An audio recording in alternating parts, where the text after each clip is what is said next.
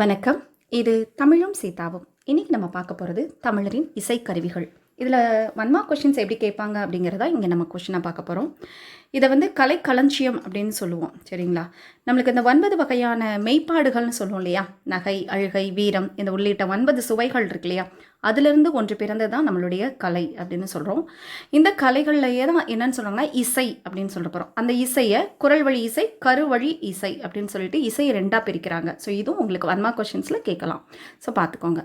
So இதில் இசைக்கருவிகள் அப்படின்னு சொல்லி பார்க்கும் பொழுது இந்த இசைக்கருவிகளை வந்து இசைத்து பாடக்கூடியவர்கள் யாருன்னு பார்த்தீங்கன்னா பாணர்கள் அப்படின்னு சொல்லுவாங்க. சரிங்களா? இந்த பாட்டு பாடுறவங்கள எல்லாத்தையும் பாணர்கள் அப்படின்னு சொல்லுவாங்க. கொஷின் வந்து நீங்கள் அங்கே பார்த்துக்கோங்க. இசைக்கருவிகளை இசைத்து பாடுபவர்கள் யார்? பாணர். சரிங்களா? பெண்களை வந்து பாடினின்னு சொல்லுவாங்க, ஆண்களை வந்து பாணர் அப்படின்னு சொல்லுவாங்க. சரிங்களா? அடுத்து பார்த்தீங்கன்னா இந்த இசைக்கருவிகளுடைய வகைகள் அப்படின்னு சொல்லி பார்க்கும் பொழுது இதை வந்து காற்றுக்கருவி மொத்தம் 4 வகைகளாக சொல்லப்படுது. தெரிஞ்சு வச்சுக்கோங்க. 1 மார்க் கொஷின்ஸில் இந்த எடுத்துக்காட்டு வச்சு கூட நம்மளுக்கு கொஷின் கேட்கலாம். சரிங்களா? இந்த தோல் கருவி, நரம்பு கருவி, காற்றுக்கருவி, கஞ்சக்கருவி. இந்த தோல் கருவி அப்படின்னு சொல்கிறதுல முழவு, முரசு. சரிங்களா? இதை ஆப்ஷனில் கூட வைக்கலாம். அதே மாதிரி நரம்பு கருவியில் யாழ், வீணை. இது நம்மளுக்கு தெரியும், இருந்தாலும் நம்ம பார்த்து வச்சுக்கிறது நல்லது, ஒரு வாசிப்பு. காற்றுக்கருவிகள் அப்படிங்கிற போது குழல், சங்கு. கஞ்சக்கருவிகள்ங்கிறது வந்து ஜால்ரா, சேகண்டி அப்படின்னு சொல்லுவாங்க. சரிங்களா? இதை வந்து இசைக்கருவிகளின் வகைகள் அப்படின்னு சொல்லி பார்த்துக்கிறோம். அடுத்து அதில் உடுக்கை அப்படின்னு பார்க்கும்போது இந்த உடுக்கை அப்படிங்கிறது இடையில சுருங்கி காணப்படுவது, அதாவது வந்து கைப்பறை அப்படின்னு சொல்லுவாங்க. நீங்கள் இங்கே தெரிஞ்சுக்க வேண்டியது கைப்பறை அப்படின்னா உடுக்கை அப்படிங்கிறது மட்டும்தான். இதோட உடல் பார்த்தீங்கன்னா பித்தளையால் ஆனது. தயவுசெய்து அண்டர்லைன் பண்ணிக்கோங்க. ஏன்னா நம்மளுக்கு அது கொஷினாக வைக்கலாமான்னா கண்டிப்பாக எதிர்பார்க்கலாம். நம்மளுக்கு சாதாரண விஷயங்களை தான் நம்ம கொஷினாகவே வைப்பாங்க. பித்தளையால் ஆனது. இதோட வாய்ப்பகுதி பார்த்தீங்கன்னா ஆட்டுத்தோலால் சில பொருத்தப்பட்டிருக்கும். அந்த கயிர்கள் வந்து கோர்த்து கட்டப்பட்டிருக்கும். இதுக்கு நாடா வந்து ஒரு மாதிரி சுத்தப்பட்டிருக்கும்னு தெரியும் நம்மளுக்கு. இந்த வடது வாயின் மீது, அதுக்கு வடது வாயின் மீது தான் அதில் அந்த அடிக்கிறது. சரிங்களா? இசை அடிக்கிறது. அப்போ அதில் இருக்க நாடாவை வந்து அமுக்கணும் அப்படின்னு சொல்லுவாங்க. அவ்வப்போது அந்த இடையில் இருக்க நாடாவை வந்து நம்ம அமுக்கிக்கணும். அப்போ தான் அந்த சவுண்டு வரும் இல்லைங்களா? அது. ஸோ இதில் உடுக்கைக்கு நம்ம கொஷினாக பார்க்கும் பொழுது பெரிய உடுக்கை என்னன்னு சொல்லுவாங்கன்னா தவண்டை. இங்கே நம்மளுக்கு 1 மார்க் கொஷின் அதுதான். சிறிய உடுக்கையை வந்து குடுகுடுப்பை அப்படின்னு சொல்லுவாங்க. சரிங்களா? ஸோ இதில் வந்து பித்தளையால் ஆனது, வலப்பக்கம் அடிக்கணும், அதை நாடா சுற்றி இருக்கிறத இது பண்ணுறோம். பெருசு தவண்டை, சின்னது வந்து குடுகுடுப்பை. இது நம்மளுக்கு கொஷினாக எதிர்பார்க்கலாம். அதே மாதிரி பார்த்தீங்கன்னா குடமுழா. இந்த குடமுழா பார்த்தீங்கன்னா 5 முகங்களை கொண்டது தான் இந்த குடமுழா. சரிங்களா? நடுவில் இருக்கிற வாய்ப்பகுதி மட்டும் பெருசாக இருக்கும். அதை வந்து திரை போட்டு அது மூடப்பட்டிருக்கும், தோளால் வந்து மூடப்பட்டிருக்கும். இதுக்கு இன்னொரு பெயர் வந்து பஞ்சமகா சப்தம் அப்படின்னு சொல்லுவாங்க. சரிங்களா? கொஷின் நம்மளுக்கு இதுதான். அடுத்தது வந்து குழல். இந்த குழல் பார்த்தீங்கன்னா வேங்குழல், புல்லாங்குழல் அப்படின்னு சொல்லி 2 வகையாக அழைக்கிறாங்க. இதில் மொத்தம் வந்து 7 துளைகள் இருக்கும். நம்ம இதில் தெரிஞ்சுக்க வேண்டிய விஷயம் அதுதான். 7 துளைகள் இருக்கணும். இதில் செங்காலி, கருங்காலி அந்த மரங்களால் இந்த குழல்கள் செய்யப்படுது. இதையும் நீங்கள் தெரிஞ்சு வச்சுக்க வேண்டிய விஷயம். ஸோ கொன்றை குழல், முல்லை குழல், ஆம்பல் குழல் அப்படின்னு சொல்லி குழல்களில் வந்து சிலப்பதிகாரம் கூறுகிறது. ஸோ நம்மளுக்கு கொஷின் வந்து இங்கே இதுதான். சரிங்களா? அதை மட்டும் பார்த்துக்கோங்க. இதில் சிலப்பதிகாரத்துலேயும் வந்து பாடல் இருக்குது. அதே மாதிரி திருக்குறளில் ஒரு பாடல் பாருங்கள். குழல் இனிது யாழ் இனிது என்பதன் மக்கள் மழலை சொல் கேளாதவர். சரிங்களா?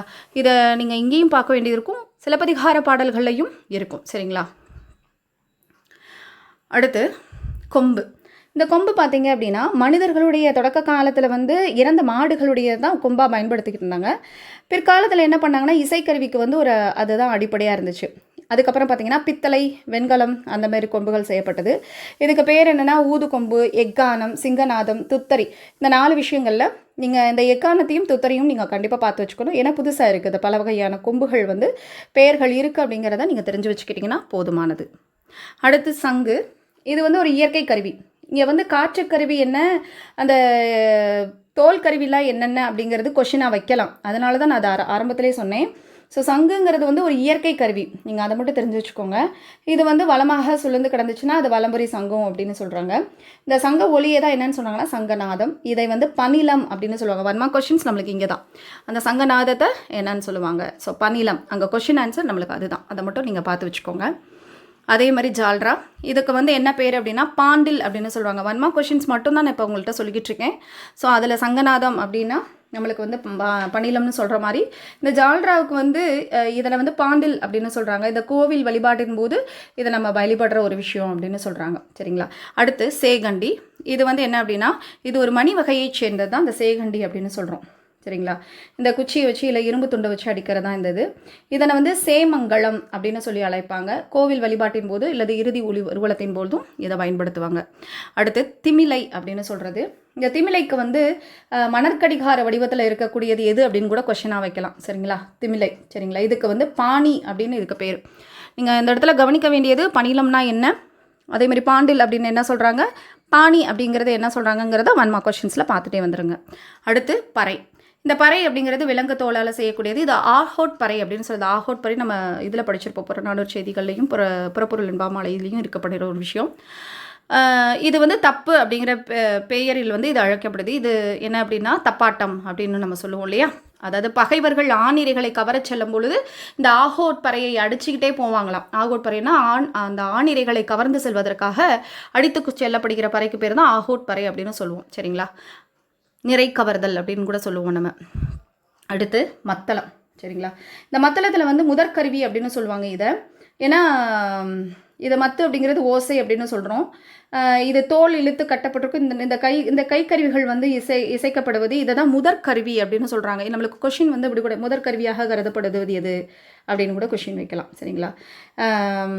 இதை தான் இந்த இடத்துல இருந்திருக்கு. இது தஞ்சை பெரிய கோயில் கல்வெட்டில் வந்து கோவிலுக்கு நியமிக்கப்படி ஒரு இசைக்கலைஞர்களும் கொட்டி மத்தளம் வாசிப்பவர் ஒருவரும் இருந்தார் அப்படின்ற செய்தி எந்த கோவில் செய்திகளில் காணப்படுது அப்படின்னா தஞ்சை பெரிய கோவில். கொஷின் ஆன்சர் நம்மளுக்கு அங்கே தான் இருக்குது. சரிங்களா? அதை நீங்கள் மெயினாக பார்த்துக்கோங்க.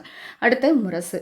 இந்த முரசு அப்படிங்கிறது படைமுரசு, கொடைமுரசு, மணமுரசு அப்படின்னு சொல்லிட்டு 3 வகையான முரசுகள் பழங்காலத்தில் வந்து புழக்கத்தில் இருந்தது.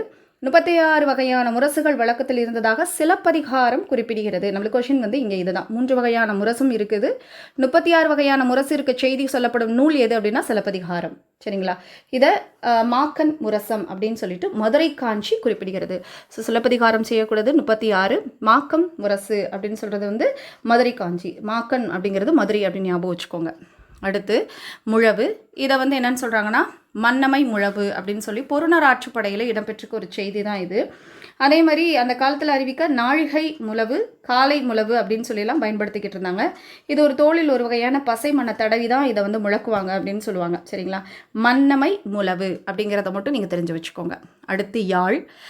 இதுவர் வந்து வேட்டுவர் வந்து தங்களுடைய வில் மாதிரி இருக்கிற நாளில் வந்து ஓசையை எழுப்பி செய்கிறாங்க. இது வில்லை போன்ற வளைவுடையதுனால காணப்படும். இது விரலால் வருடக்கூடிய ஒரு விஷயம். இது பேரியாழ், செங்கோட்டியாழ் அப்படின்னு சொல்லிட்டு மிக பழமையான யாழ்கள். யாழின் வகைகள் பார்த்திங்கன்னா ஒரு 4 சொல்லப்பட்டிருக்கும்.